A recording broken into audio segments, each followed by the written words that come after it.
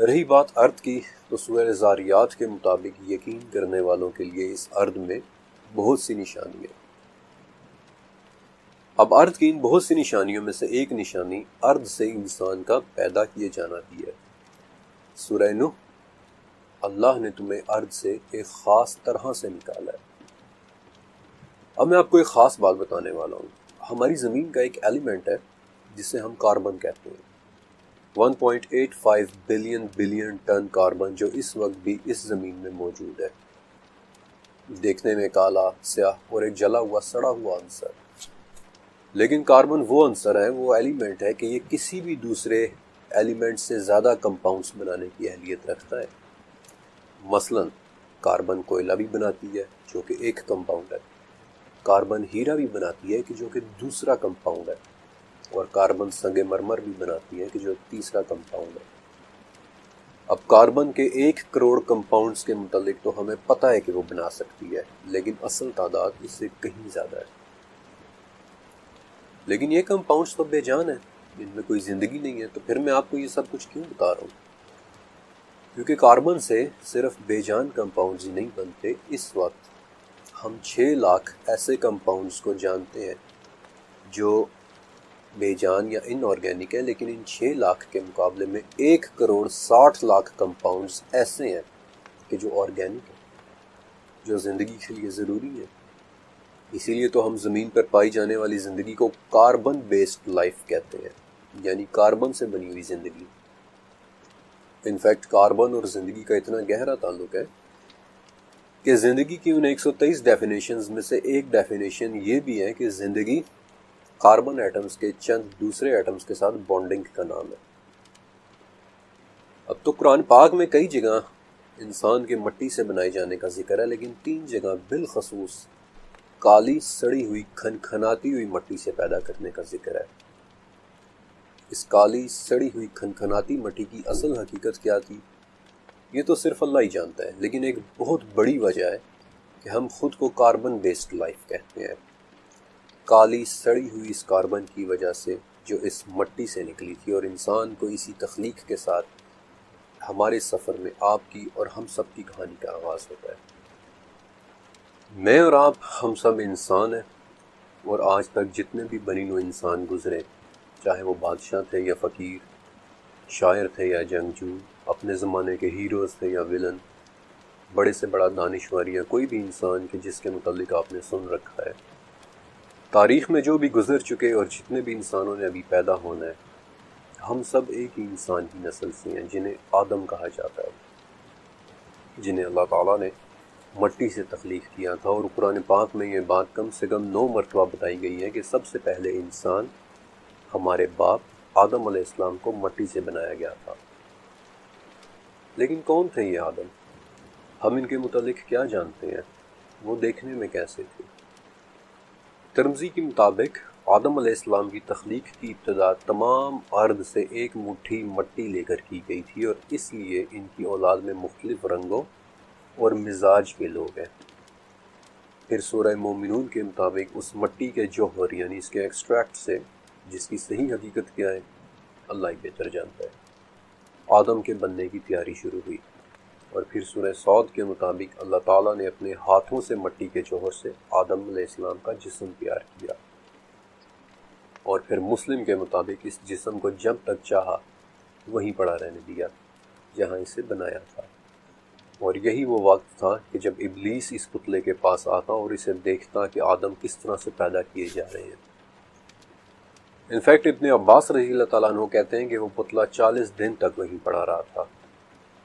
پھر مسلم کی ایک حدیث کے مطابق جب اللہ نے چاہا اس پتلے کو زندہ ہونے کا حکم دے دیا، اور جمعے کے دن عصر سے لے کر رات کے درمیان وہ پتلا ایک زندہ انسان بن گیا۔ جب اس پتلے میں روح پھونکی گئی، جب یہ روح پھونکی گئی تو انہیں چھینک آئی، اور انہوں نے اللہ کے حکم سے الحمدللہ کہا، اور جواب میں اللہ تعالیٰ نے یرحمک اللہ فرمایا۔ وہ روح جہاں جہاں آدم علیہ السلام کے جسم میں سرایت کرتی جا رہی تھی، وہاں وہاں سے مٹی، خون اور گوشت بنتی چلی جا رہی تھی۔ اور جب روح ناف تک پہنچی تو آدم اپنے جسم کو دیکھ کر خوش ہوئے اور جلدی جلدی اٹھنا چاہا، لیکن اٹھ نہ سکے، اور اسی جلدی کا بیان سورہ اسراء میں ہے کہ وَقَانَ الْإِنسَانُ عَجُولًا، یعنی کہ بے شک انسان بڑا ہی جلد باز ہے۔ ابھی وہ روح پیروں تک بھی نہیں پہنچی تھی کہ چلنے کا ارادہ کیا، لیکن چل بھی نہ سکے، اور دعا کرنے لگے کہ اے اللہ رات سے پہلے پہلے مجھے روح عطا کر دے۔ اس سے پہلے کہ میں آپ کو آدم علیہ السلام اور ان کی دنیا کے متعلق مزید بتاؤں، ایک بہت ہی اہم سوال کہ یہ روح کیا تھی، یا پھر روح ہوتی کیا ہے۔ میں نے، آپ نے، تقریباً ہم سب نے بچپن سے ایک ایکسپیریمنٹ کے بارے میں سن رکھا ہے، ایک تجربے کے بارے میں، کہ کسی سائنسدان نے ایک مرتے ہوئے آدمی پر تجربہ کیا اور اس کی زندگی اور موت کے بعد کے وزن میں، یعنی اس کے جسم کے وزن میں 21 گرام کا فرق تھا۔ لہٰذا انہوں نے یہ نتیجہ نکالا کہ روح کا وزن 21 گرام ہوتا ہے۔ اب یہ تجربہ ہوا تو ضرور تھا، لیکن اسے 1901 میں ڈنکن میکڈوگل نے کیا تھا، آج سے 120 سال پہلے، اور یہ تجربہ آج کے سائنٹیفک میرٹس پر پورا نہیں اترتا۔ تو پھر کیا ہے یہ روح؟ روح کا ذکر بہت سے مذہبی اور فلسافیکل معاشروں میں اس طرح سے ملتا ہے کہ وہ کسی بھی زندہ چیز کی ایک ایسنس ہوتی ہے۔ گریکس یعنی کہ یونانی اسے سائیکی کہتے تھے، جس کا مطلب ہے سانس یا پھونک۔ اسی طرح لیٹن زبان میں اس کا نام اینیما تھا، بلکہ دراصل یہی لفظ اینیما آج کے لفظ اینیمیشنز کا مؤخذ بھی ہے، جس میں کمپیوٹر سے بنے کسی کریکٹر کو اینیمیٹ کیا جاتا ہے، اسے حرکت دی جاتی ہے، ایک طرح سے اس میں روح ڈالی جاتی ہے۔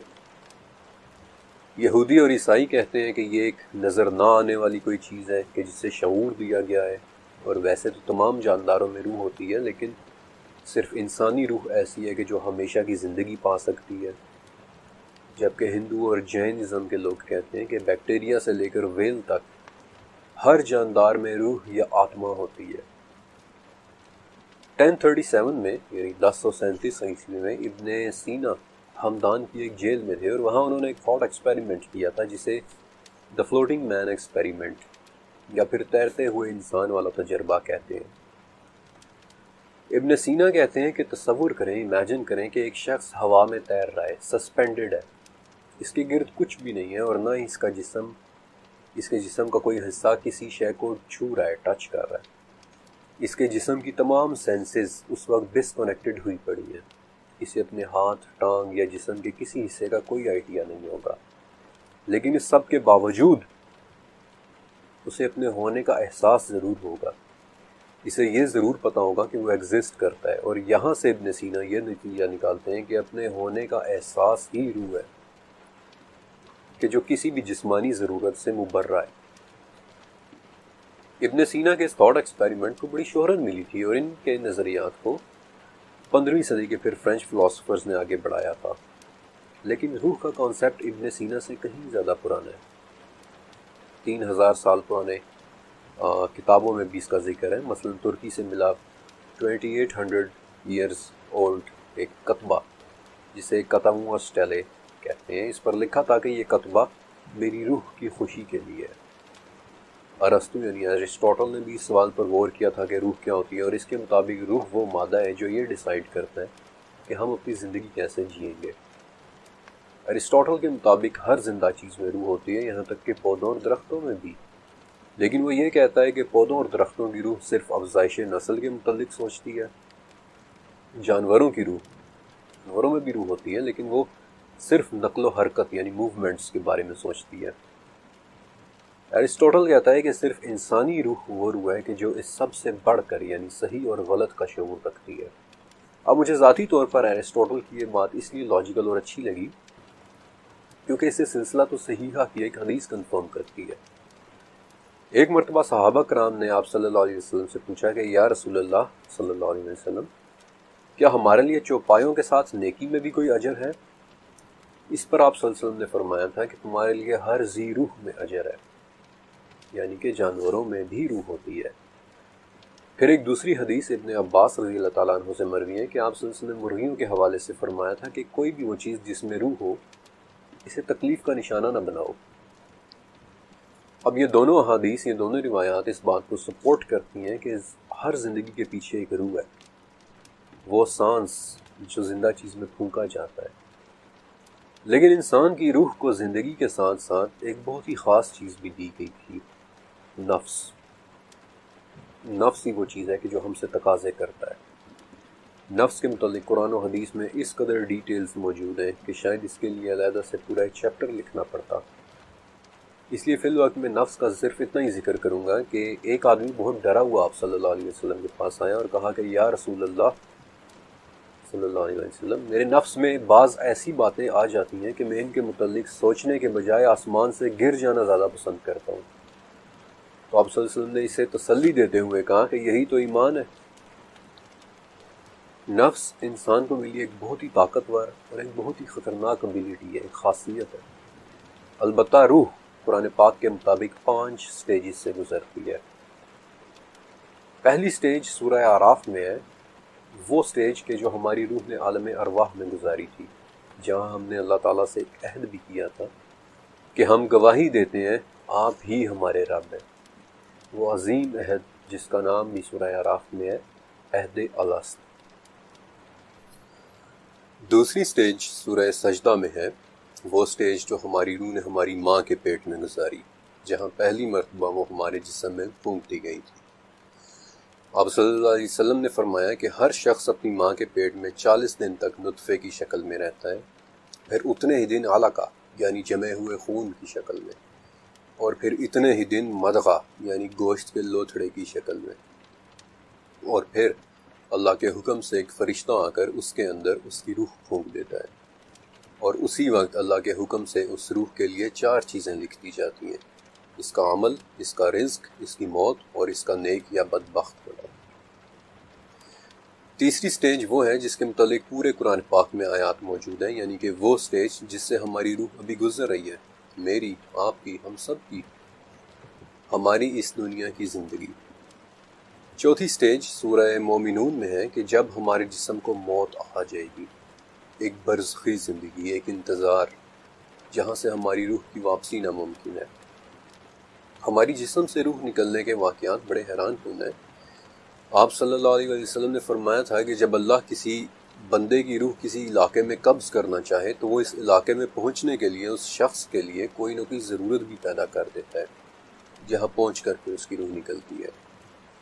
اب روح کا جسم سے یہ نکلنا مختلف طریقوں سے ہوتا ہے، لیکن میں آپ کو صرف اس طریقے کے متعلق بتا رہا ہوں جسے سن کر آپ کا دل خوشی محسوس کرے گا۔ آپ صلی اللہ علیہ وسلم کی وفات کے بعد طلحہ بن عبید اللہ رضی اللہ تعالیٰ عنہ بہت اداس اور پریشان رہا کرتے تھے، اور ایک دفعہ انہوں نے اپنی اس پریشانی یا اپنے غم کا ذکر عمر بن خطاب رضی اللہ تعالیٰ عنہ سے کیا۔ طلحہ کہتے ہیں کہ میں نے آپ صلی اللہ علیہ وسلم کو ایک بار کہتے سنا تھا کہ میں ایک ایسا کلمہ جانتا ہوں کہ اگر کوئی شخص اس کلمے کو موت کے وقت پڑھ لے تو اس کی روح اس کے جسم سے نکلتے ہی رحمت اور سکون میں چلی جائے گی، لیکن افسوس کہ میں آپ صلی اللہ علیہ وسلم سے وہ کلمہ نہیں پوچھ سکا، اور یہ وہ وجہ ہے عمر کہ جس نے مجھے غمزدہ کیے رکھا ہے۔ اس پر حضرت عمر بن خطاب رضی اللہ تعالیٰ عنہ نے کہا تھا کہ میں جانتا ہوں کہ وہ کلمہ کون سا ہے۔ وہ کلمہ ہے کہ جسے نبی صلی اللہ علیہ وسلم نے اپنے چچا ابو طالب کو پیش کیا تھا، لا الہ الا اللہ۔ انفیکٹ آپ صلی اللہ علیہ وسلم نے فرمایا تھا کہ اپنے مردوں کو لا الہ الا اللہ کی تلقین کیا کرو، کیونکہ اس کی وجہ سے مومن کی روح پسینے کا قطرہ ٹپکنے کی طرح نرمی سے نکل جاتی ہے۔ اور روح کے اس طرح نکلنے پر سورہ فجر میں ایک بہت ہی پیاری آیت ہے کہ اے اطمینان والی روح، اپنے رب کے پاس اس طرح لوٹ چل کہ تو اس سے راضی اور وہ تجھ سے راضی۔ اس طرح نیک روح کو نکالنے والے فرشتے بار بار اسے کہتے ہیں کہ اے پاک روح باہر آ، تو تعریف کے قابل ہے، تجھے سکون اور خوشبو کی خوشخبری ہو، تیرا رب تجھ سے ناراض نہیں ہے۔ وہ فرشتے یہ باتیں بار بار کہتے ہیں یہاں تک کہ وہ روح باہر آ جاتی ہے اور پھر اسے آسمان کی طرف لے جایا جاتا ہے۔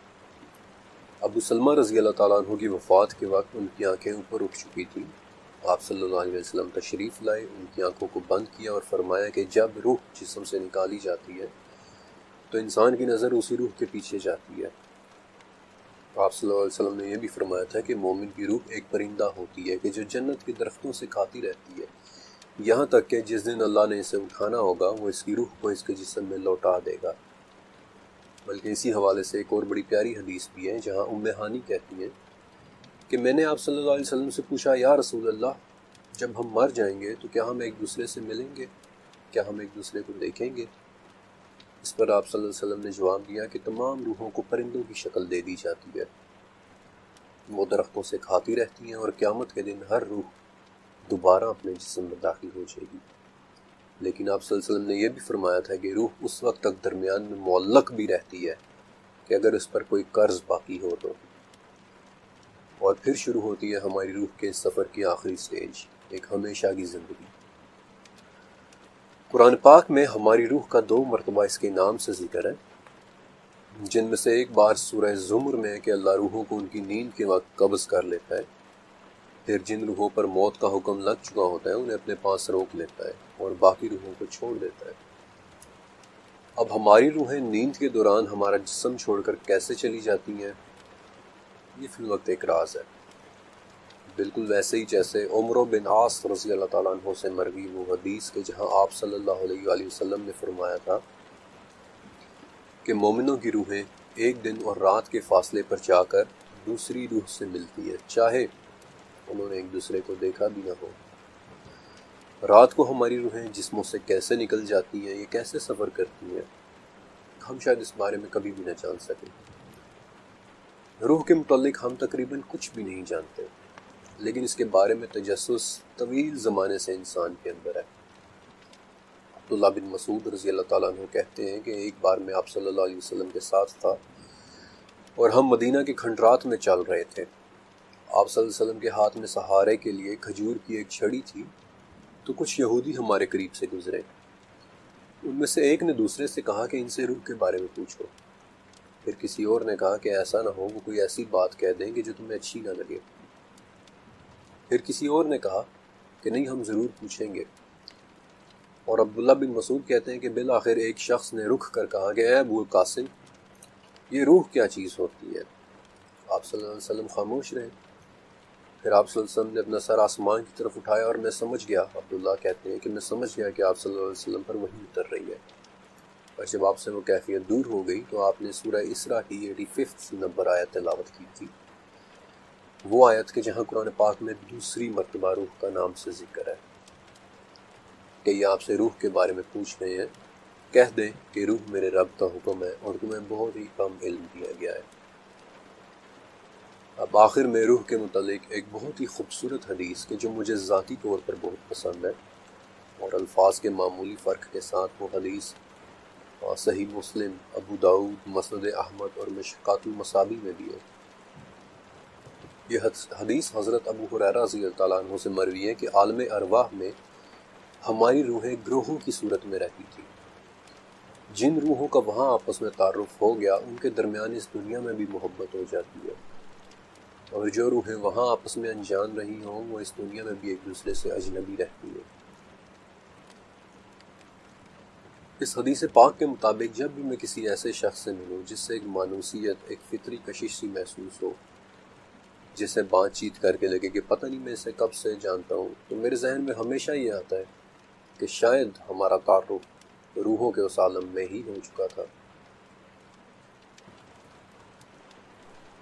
سورہ بقرہ کے مطابق آدم علیہ السلام میں روح کے پھونک دیے جانے کے بعد انہیں ایک تحفہ دیا گیا تھا، جس کے متعلق تفصیل سے میں آپ کو اگلے چیپٹر میں بتاؤں گا۔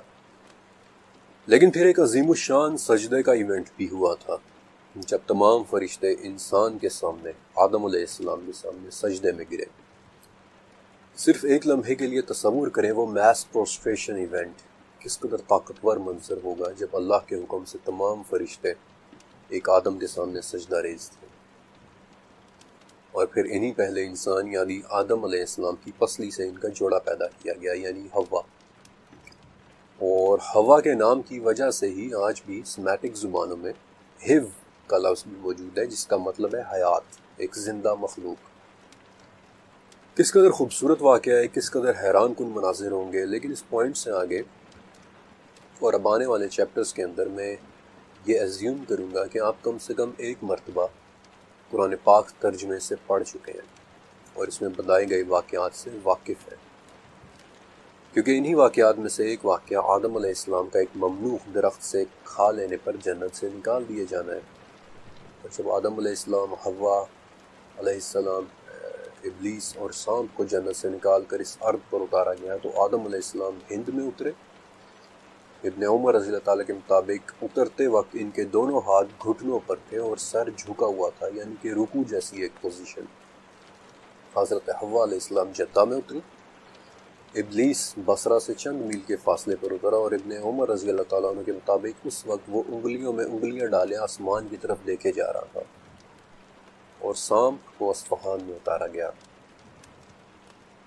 ابو ذر غفاری رضی اللہ تعالیٰ عنہ نے ایک مرتبہ آپ صلی اللہ علیہ وسلم سے پوچھا کہ کیا آدم نبی تھے؟ آپ صلی اللہ علیہ وسلم نے فرمایا کہ ہاں، نبی بھی تھے اور رسول بھی۔ آدم علیہ السلام دیکھنے میں کیسے تھے؟ اس کے متعلق ابن ابی حاتم میں آپ صلی اللہ علیہ وسلم کی ایک حدیث ہے کہ اللہ تعالیٰ نے آدم علیہ السلام کو گندمی رنگت اور کھجور کی طرح لمبے قد یا پھر 60 ہاتھ اونچا اور زیادہ بالوں والا بنایا تھا، اور جب انہوں نے اس ممنوع درخت سے کھا لیا اور چھپانے کی چیز ظاہر ہو گئی تو خود کو جنت کے پتوں سے چھپانے لگے اور شرم کے مارے ادھر ادھر بھاگنے لگے، لیکن تب ان کے بال ایک درخت میں الجھ گئے۔ المستدرک للحاکم میں آدم علیہ السلام کی شکل و صورت کے حوالے سے ایک واقعہ درج ہے۔ یہ خوبصورت واقعہ امام بہقی کی دلائل النبوہ میں بھی ہے اور اس کی سندیں بھی مضبوط ہیں۔ ویسے تو یہ واقعہ میں آپ کو آدم علیہ السلام کی شکل و صورت کے اعتبار سے سنانا چاہتا تھا، لیکن یہ اس قدر خوبصورت واقعہ ہے کہ میں اسے پورے کا پورا آپ کے ساتھ شیئر کروں گا۔ ہشام بن عاص اموی رضی اللہ تعالیٰ عنہ کہتے ہیں کہ ایک مرتبہ میں اور ایک شخص رومن بادشاہ کو اسلام کی دعوت دینے کے لیے دمشق گئے، اور پھر اس واقعے میں ان کے اور بادشاہ کے درمیان ایک طویل مکالمہ درج ہے، لیکن اس کے بعد وہ کہتے ہیں کہ ہمیں چند کپڑوں پر بنی ہوئی کچھ تصویریں دکھائی گئیں، جن میں سے ایک کپڑے پر ایک بہت خوبصورت چہرے کی تصویر بنی تھی کہ جو ہو بہو ہمارے نبی حضرت محمد صلی اللہ علیہ وسلم کے چہرے جیسا تھا۔ ہم سے پوچھا گیا کہ کیا تم انہیں پہچانتے ہو؟ ہم نے کہا کہ ہاں، یہ ہمارے نبی ہیں، اور یہ کہہ کر ہماری آنکھوں سے آنسو نکل آئے کیونکہ ہمیں اپنی نبی کی یاد آ گئی تھی۔ تو اب بادشاہ جو اس وقت تک کھڑا دیکھ رہا تھا وہ بیٹھ گیا اور ہم سے دوبارہ پوچھا کہ کیا یہ واقعی تمہارے نبی کی شکل ہے؟ ہم نے کہا کہ ہاں، یہی ہمارے نبی کا چہرہ ہے۔ ہشام کہتے ہیں کہ اس کے بعد ہمیں اس گھر میں چند مزید تصاویر دکھائی گئیں کہ جو ریشمی کپڑوں پر بنی ہوئی تھی، اور وہ سبھی انبیاء کی تصویریں تھیں۔ ان میں سے کالے ریشمی کپڑے پر بڑی بڑی آنکھوں والے ایک شخص کی تصویر تھی۔ ان کے جسم پر بال بھی تھے، داڑھی بھی بڑی لمبی اور گھنی تھی، اور سر کے بال 2 حصوں میں بہت خوبصورت طریقے سے لمبے لمبے اور تقسیم تھے، اور وہ تصویر بیسیکلی حضرت آدم علیہ السلام کی تھی۔ ہشام رضی اللہ عنہ کہتے ہیں کہ چونکہ ہم نے اپنے نبی صلی اللہ علیہ وسلم کی صورت کو بالکل ٹھیک اور درست پایا تھا حقیقت کے مطابق، تو ہمیں یہ یقین ہو گیا کہ تمام انبیاء کی یہ تصاویریں بالکل حقیقی ہیں۔ تو ہم نے بادشاہ سے پوچھا کہ آپ کے پاس یہ تصویریں کہاں سے آئیں؟ تو ہمیں بتایا گیا کہ آدم علیہ السلام نے اللہ رب العزت سے دعا کی تھی کہ ان کی اولاد میں سے جو انبیاء ہیں ان سب کو دکھایا جائے، تو آدم علیہ السلام پر ان کی اولاد میں سے انبیاء کی صورتیں نازل ہوئی تھیں جو آدم کے اس خزانے میں تھیں جو سورج غروب ہونے کی جگہ محفوظ تھا، جہاں سے ذوالقرنین نے انہیں لے لیا اور حضرت دانیال علیہ السلام کو دے دیا۔ پھر بادشاہ کہنے لگا کہ میں تو اسی پر خوش ہوں کہ اپنی بادشاہت کو چھوڑ دوں، اگر میں غلام ہوتا تو میں تمہارے ہاتھوں بک جاتا اور تمہاری غلامی میں ہی پوری زندگی بسر کر دیتا۔ اور پھر بادشاہ نے بہت سے تحفے دے کر ہمیں رخصت کیا، اور جب ہم نے یہ واقعہ خلیفۃ المسلمین حضرت ابو بکر صدیق رضی اللہ تعالیٰ عنہ کے سامنے رکھا تو ابو بکر بہت روئے اور کہنے لگے کہ اگر تم اس کے ساتھ اللہ کی توفیق پاتے تو وہ واقعی ایسا کر گزرتا۔ آپ کو یاد ہے کہ میں نے بالکل پہلے چیپٹر میں آپ کو بتایا تھا کہ اس پروجیکٹ کے لیے مجھے دنیا بھر سے مختلف کلچرز کو اسٹڈی کرنا پڑا، اور میں نے آپ کو یہ بھی بتایا تھا کہ یوں لگتا ہے کہ ہر کلچر میں انسان کے لیے اوریجنلی ایک ہی جیسا پیغام بھیجا گیا تھا۔ ہاں، اسے لانے والے پیغامبر مختلف تھے، وہ پیغامبر مختلف عہد اور ادوار میں آئے، لیکن پیغام ہمیشہ ایک ہی تھا، اور اس پیغام کو بھیجنے والا بھی ایک ہی تھا۔ اسی لیے انسان کی تخلیق کے حوالے سے بھی دنیا کی کسی بڑی یا پرانی مائتھولوجی کی بات کریں تو اس میں انسان کے مٹی سے تخلیق ہونے کی بات ملتی ہے۔ مثلاً جیسے ابھی میں نے آپ کے سامنے اسلام کی تعلیمات رکھی کہ کیسے پہلے انسان یعنی آدم کو مٹی سے بنایا گیا تھا، ویسے ہی اب میں آپ کے سامنے پوری دنیا کے ہر بر اعظم سے 32 مختلف کلچرز کے نام رکھنے والا ہوں، اور آپ دیکھیں گے کہ کیسے شروع سے آخر تک ہمیشہ پیغام ایک ہی جگہ سے آ رہا تھا۔ سمرا کہ جو دنیا کی قدیم ترین تہذیب تھی، اس کی مائتھولوجی کے مطابق انکی نے اپنے خدمتگار کے طور پر انسان کو مٹی سے بنایا، بلکہ اسی تہذیب میں پہلی خاتون کے لیے بھی ایک لفظ ملتا ہے ننکی، جس کا مطلب ہی دا لیڈی آف دا رب، پسلی کی عورت ہے۔ ایجپشنز کے جو اپنے دور کی ایک بہت ایڈوانسڈ سویلائزیشن تھے، ان کے مطابق خدا خنوم نے انسان کو مٹی سے بنایا۔ گریکس کے جو فلسفے کے ماہر تھے، وہاں پولوڈورس کی لائبریری کے مطابق پرومیتھیس نے انسان کو مٹی اور پانی سے بنایا۔ زرتشت جو دنیا کے قدیم ترین مذاہب میں سے ایک ہے، اس کے مطابق اہورا مزدا نے انسان کو مٹی سے بنایا۔ چائنیز مائتھولوجی جو ان تمام تہذیبوں سے بالکل ہٹ کر تھی، اس میں بھی نوا نامی خدا نے انسان کو مٹی سے بنایا، اس میں جان پھونکی اور اسے اولاد پیدا کرنے کی صلاحیت دی۔ بیبلونینز جو سومیرینز یعنی سمرا والوں کے بعد سب سے پرانی تہذیب تھی، ان کی تختیوں میں بھی لکھا ہے کہ ننور ساگ نامی خدا نے انسان کی تخلیق مٹی سے کی۔ ان سب تہذیبوں سے ہزاروں میل دور تھائی لینڈ کے لاؤشین مذہب کے مطابق بھی انسان کی تخلیق مٹی سے ہوئی۔ ہوائی جیسے دور دراز کے جزائر جن کا ان تمام علاقوں سے کوئی زمینی رابطہ نہیں، وہاں پر بھی نہ صرف پہلے انسان کے گارے سے بننے کا کانسیپٹ ہے، بلکہ یہاں تک بھی ہے کہ اس انسان کا کاؤنٹر پارٹ یعنی اس کی خاتون اس کے پہلو یعنی پسلی سے نکلی تھی۔ ویسٹ افریقہ کہ جہاں آج آپ کو سینکڑوں طرح کے مذاہب نظر آئیں گے، وہاں پر بھی اوباتالا نامی ایک خدا کا کانسیپٹ ہے کہ جس نے انسان کو مٹی سے بنایا تھا۔ ایون کہ نیوزی لینڈ جو آج بھی دنیا کے سب سے کم ایکسپلور کیے گئے ممالک میں سے ایک ہے، وہاں پر بھی مقامی لوگ ایک داستان سناتے ہیں کہ کیسے پہلے انسان کی تخلیق مٹی سے ہوئی اور پھر اس میں روح ڈالی گئی۔ آپ سب نے انکاز یا مایانز کے بارے میں سنا ہوگا۔ یہ میکسیکو کی ایک خونخوار لیکن ایک جینیس تہذیب تھی۔ ان کے ہاں بھی ویراکوچا نامی ایک خدا نے انسان کو مٹی سے بنایا۔ یورپ کی نورس مائتھولوجی دنیا کی سب سے بڑی اور ڈیٹیلڈ مائتھولوجیز میں سے ایک ہے، اور ناروے کے آسمان میں رات کو نظر آنے والی ڈارک گرین اورورا لائٹس کے ساتھ اپنی محبت کی وجہ سے میں نے اس مائتھولوجی کو بہت گہرائی سے اسٹڈی کیا ہے۔ وہاں بھی خدا کے ہاتھوں نرم مٹی سے پیدا ہونے والے ایک انسان کا ذکر ملتا ہے کہ جو پہلا انسان تھا۔ پھر کورین سنگٹ یا امریکہ کے ریڈ انڈینز، ایون کہ گوئٹے مالا اور میکسیکو، ان سب کے ہاں بھی یہی کانسیپٹ ہے کہ خدا نے زمین کو بنایا، پھر زمین کی مٹی سے انسان کو بنایا، پھر اسے سوکھنے دیا، اور پھر اس سے وہ پہلا انسان بنایا جسے وہ کیخے کہتے ہیں۔ منگولیا اور سینٹرل ایشیا میں بھی یہی کانسیپٹ ہے کہ اولگان نے پہلے انسان کو مٹی سے بنایا تھا۔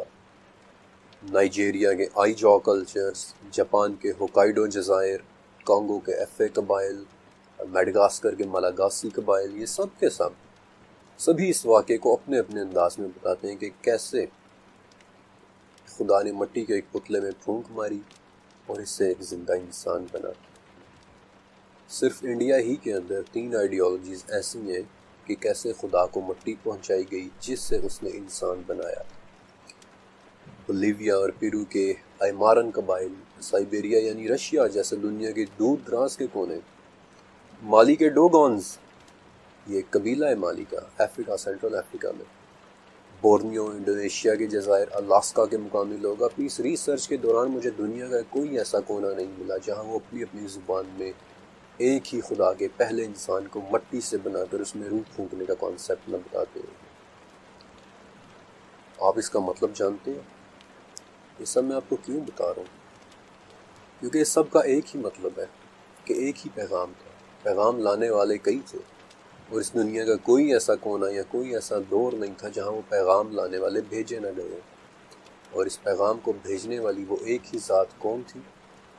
قل هو اللہ احد، کہہ دو کہ اللہ ایک ہی ہے۔